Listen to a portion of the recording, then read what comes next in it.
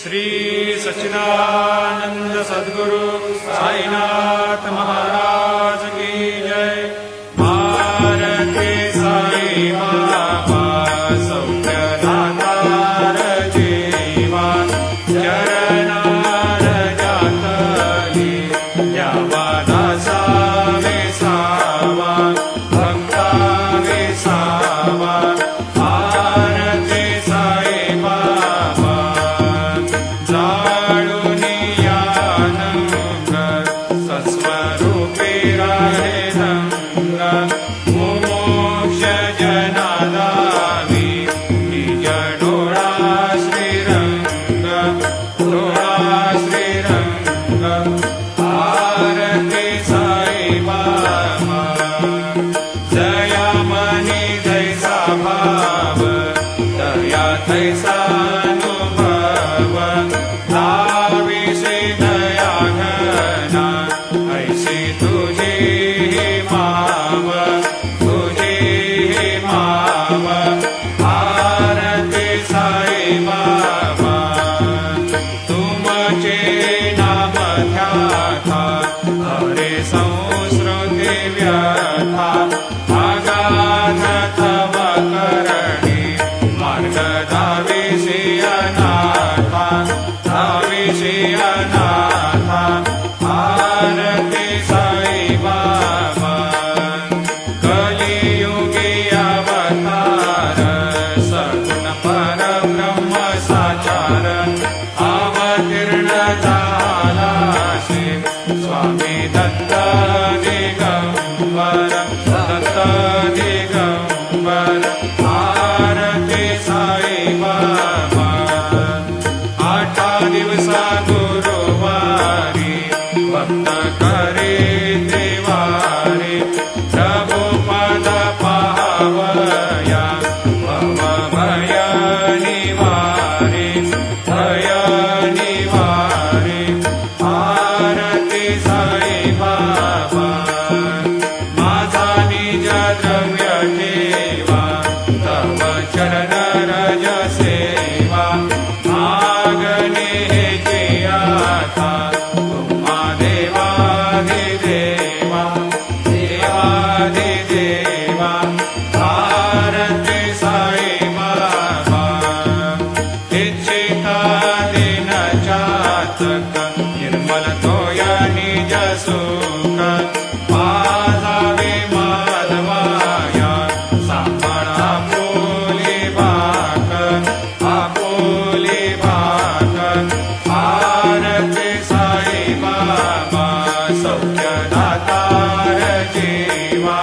चरणार जातली यावा दासा विसावा, भक्ता विसावा। भारती साई बाबा शिर्डी माझी पंढरपूर, साई बाबा रमावर, बाबा रमावर। साई बाबा रमावर शुद्ध भक्ती चंद्रभागा, भाव पुंडलिक जागा, पुंडलिक जागा, भाव पुंडलिक जागा। याहो याहो अवघे जन करो बाबा शिवंदन, साईंची वंदन करो बाबा शिवंदन। गणू म्हणे बाबा साई धाव पाव माझे आई, पाव माझे आई, धाव पाव माझे आई। झाली कंगन बंदीन चरण, डोळ्याला पायन रूप तुझे। प्रेमी अलंकेन आनंदी पूजन, भावे वायन म्हणे नमः। त्वमेव माता पिता त्वमेव, त्वमेव बंधु सखा त्वमेव, त्वमेव विद्या सगणं त्वमेव, त्वमेव सर्वं मम देव देव। कायेन वाचा मनसेन्द्रियैर्वा बुद्ध्यात्मना वा प्रकृतिस्वभावा, करोमि यद्यत् सकलं परस्मै नारायणाय समर्पयामि। अच्युतं केशवं रामनारायणं कृष्णदामोदरं वासुदेवं हरे, केदारं माधवं गोपिकावल्लभं जानकीनायकं रामचन्द्रं भजे। हरे राम राम राम हरे हरे, हरे कृष्ण कृष्ण कृष्ण हरे हरे। श्री गुरुदेव अनंता तुला ते कसे रे स्तवावे, अनंता तुला ते कसे रे नमावे, अनंता मुखाचा शिने शेष गाथा, नमस्कार साष्टांग श्री साईनाथा, स्मरावे मनी त्वत्पदा नित्य भावे, पुरावे तरे भक्ती साठी स्वभावे, तरावे जगातारुणी मायताता, नमस्कार श्री साईनाथा, वसे जो सदा दावया संत लीला, दिसे अज्ञ लोकान परे जो जनाला, परे अंतरे ज्ञान कैवल्य दाता, नमस्कार साष्टांग श्री साईनाथा, वरालाधला जन्म हा मानवाचा, नरासार्थका साधनीभूत साचा, धरो साई प्रेमा गळाया अहंता, नमस्कार साष्टांग श्री साईनाथा, धरावे करे सान अल्पज्ञ बाला, करावे अमाधन्य चुंबो निघाला, मुखे घाल प्रेमे पराग्रास आता, नमस्कार श्री साईनाथा, सुराधिक ज्यांच्या पदा वंदिता ते, सुराधिक ज्यांते समानत्व देते, प्रयागादि तीर्थे पदे नम्र होता, नमस्कार साष्टांग श्री साईनाथा, तुझ्या ज्या पदा पाहता गोप बाले, सदा रंगलेचे स्वरूपे मिळाले, करी रास क्रीडा सवे कृष्णनाथा, नमस्कार साष्टांग श्री साईनाथा, तुला मागतो मागणे एक द्यावे, करा जोडितो दीन अत्यंत भावे, भवी मोहनी राज हातारे आता, नमस्कार श्री साईनाथा, ऐसा येई बा साई दिगंबरा, अक्षय रूप अवतारा, सर्व हे व्यापक तू, श्रुती सारा अनुसया त्रिकुमारा, बाबा येई बा, काशी स्नान जप प्रतिदिवशी, कोल्हापूर भिक्षेशी, निर्मल नदी तुंगा जलप्राशी, निद्रा माहुर देशी, ऐसा येई बा, झोळे लोंबतसे वाम करे, त्रिशूल डमरू धारे, भक्तावर दसदा सुखकारे, देशील मुक्तिचारे, ऐसा येई बा, पायी पादुका जपमाला, कमंडलो मृगचाला, धारण करसे बा, नागजटा मुकुट शोभतो माथा, ऐसा येई बा, तत्पर तुझाया जे ध्यानी,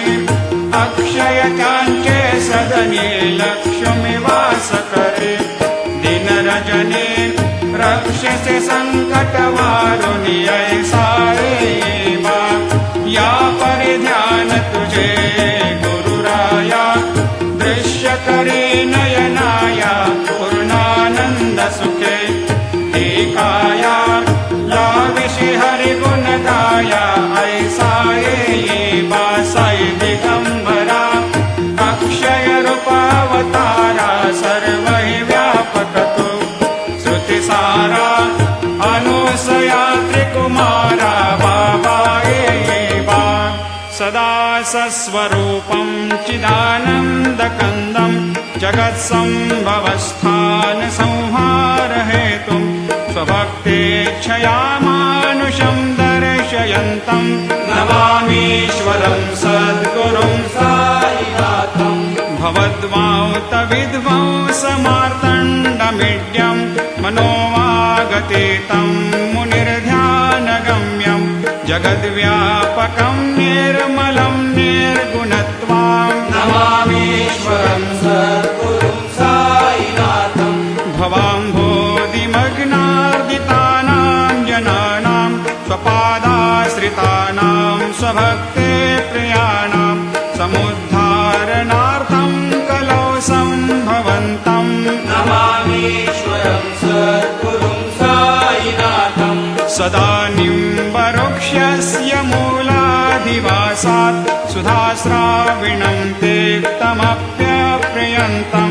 तरुं कल्पवृक्षाधिकं साधयन्तम् नमामीश्वरं सद्गुरुं साईनाथं सदा कल्पवृक्षस्य तस्याधिमूले भवद्भावबुद्ध्या सपर्यादिसेवां नृणां कुर्वतां भोक्तिमुक्ते प्रदन्तम् नमामीश्वरं सद्गुरुं साईनाथम् अनेकाश्रुतातर्क्यलीलाविलासै समावेशकृतेशानभास्वत्प्रभावम् अहं भावहीनं प्रसन्नात्मभावम् नमामीश्वरं सद्गुरुं साईनाथं सतां विश्रमाराममेवाभिरामं सदा सज्जनैः सस्तुतं सन्नमद्भि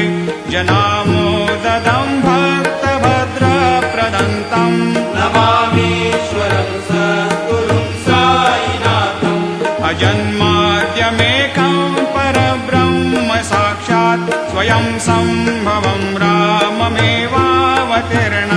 भवद्दर्शनात् सम्पुनीतप्रभोऽहम् नमामीश्वरं सद्गुरुं साईनाथम् श्रीसाईश कृपानिधेऽखिलनृणां सर्वार्थसिद्धिप्रदा युष्मत्पादरजप्रभावमतुलं धातापि वक्ता क्षमः सद्भक्त्या शरणं कृताञ्जलिपुट सम्प्रापितोऽस्मि प्रभो श्रीमत्साई परेशपादकमलान् न्यान्यच्छरण्यं मम सायिरोपधर रागोत्तमं भक्तकामविबुधद्रुमं प्रभुं माययोपतचित्तशुद्धये चिन्तयाम्यहमर्निशं मुदा शरत्सुधांशुप्रतिमं प्रकाशं कृपातपत्रं तव साईनाथ त्वदीयपादाब्जसमाश्रितानां स्वच्छायया तापमपाकरोतु उपासनादैवत साईनाथ स्तवैर्मयोपासनिना स्तुतस्त्वं रमेन्मनोन्मे तव पादयुग्मे भृङ्गो यथाब्जे मकरन्दलुब्धा अनेकजन्मार्जितपापसंशयो भवेद्भवत्पादसरोजदर्शनात् क्षमस्व सर्वान्धपरान्धपुञ्जकान् प्रसेद साये सद्गुरोदयानिधे श्रीसाईनाथ चरणामृतपोतचित्तास्तत्पादसेवनरतः सततं च भक्त्या संसारजन्यदुनितोर्धवनिर्गतास्ते कैवल्यधाम परमं समवाप्नुवन्ते स्तोत्रमेतत्पठेद्भक्त्या यो नरस्तन्मनः सदा सद्गुरो साईनाथस्य कृपापात्रं भवेद्ध्रुवम् रुसो मम प्रियाम्बिका मजवरी पिता हि रुसो रुसो मम प्रियाङ्गना प्रियसुतात्मजा हि रुसो रुसो भगिनी बन्धु हि श्वशुरसासुबाई रुसो न दत्त गुरु साई मा मजवरी कधी रुसो पुसो न सुनबाई त्या भजन भ्रातृजाया पुसो पुसो न प्रिय सोय रे प्रिय सगे न ज्ञाते पुसो पुसो सुरदना सखा स्वजननाप्त बन्धु पुसो हरे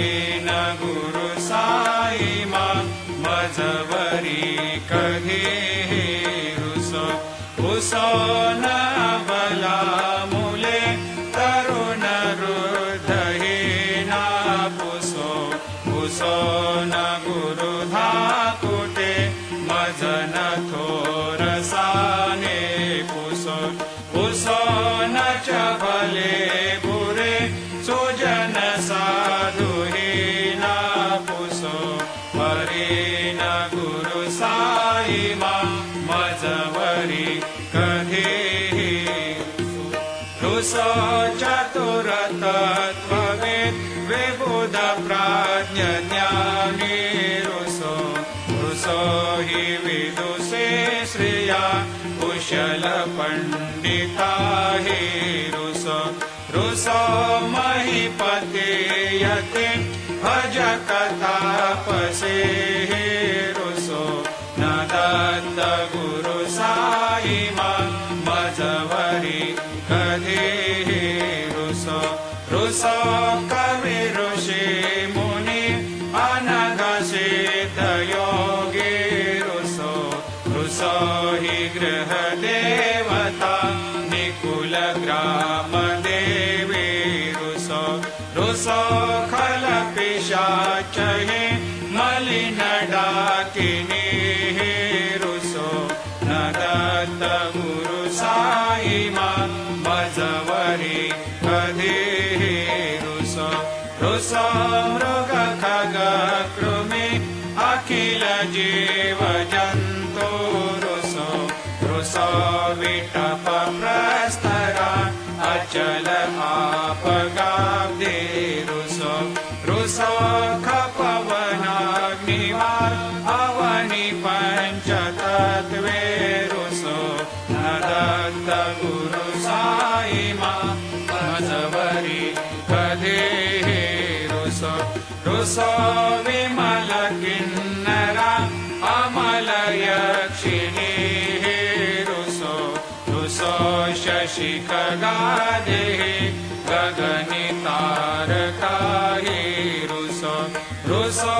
अमर राज हे अदय धर्म राजा रुसो न दत्त गुरु साईमा मजवरी कधी रुसो मन सरस्वती चपल चित्तते रुसो वपुदिशा किला कठिन काल तो हे रुसो सकल विश्व हे मयि तु ब्रह्म गोलं रुसो न दत्त गुरु साईमा मजवरी कधी विमूढ मनुनी हसो मजन मत्सराहि डसो अदाभिरुचि उल्लसो जनन कर्दमीनापसो न दुर्गधृतिचा धसो अशिव भाव मागे कसो प्रपंची मन हे रुसो दृढ विरक्ति चित्ते कुणाची घृणा नसो न च स्पृहा कशाची असो सदैव हृदये वसो मनसि ध्यानि साई वसो पगे प्रणय रसो निखिल दृश्य बाबादिसो न दत्त गुरु साईमा उपरि हरि ओं यज्ञेन यज्ञमयजन्त देवा स्तानि धर्माणि प्रथमान्यासन्न ते हनाकं महिमान् सजन्त यत्र पूर्वे साध्या सन्ति देवाः ॐ राजाधिराजाय प्रसह्य साहिने नमो वयं वै श्रवणाय कुर्महे समे कामान् कामकामाय मह्यं कामेश्वरो वै श्रवणो दधातु कुबेराय वै श्रवणाय महाराजाय नमः ॐ स्वस्ते साम्राज्यं भोज्यं स्वराज्यं वैराज्यं पारमेष्ठ्यं राज्यं महाराज्यमाधिपत्यमयं समन्तपर्या ईशात् सार्वभौमः सार्वायुषान्त्राधात् परार्धात् पृथिव्यै समुद्रपर्यन्ताया एकराळिति तदप्येष श्लोकोऽभिगीत मरुतः परिवेष्टारो मरुतस्यावसङ्ग्रहे आविक्षितस्य कामप्रेर् विश्वे देवा सभासदैते श्रीनारायण वासुदेवाय सच्चिदानंद सद्गुरु साईनाथ महाराज की जय। करचरणकृतं वा कायजं कर्मजं वा श्रवणनयनजं वा मानसं वा अपराधं विहितमविहितं वा सर्वमेतत्क्षमस्व। जय जय करुणाब्धे श्री प्रभो साईनाथ श्री सच्चिदानंद सद्गुरु साईनाथ महाराज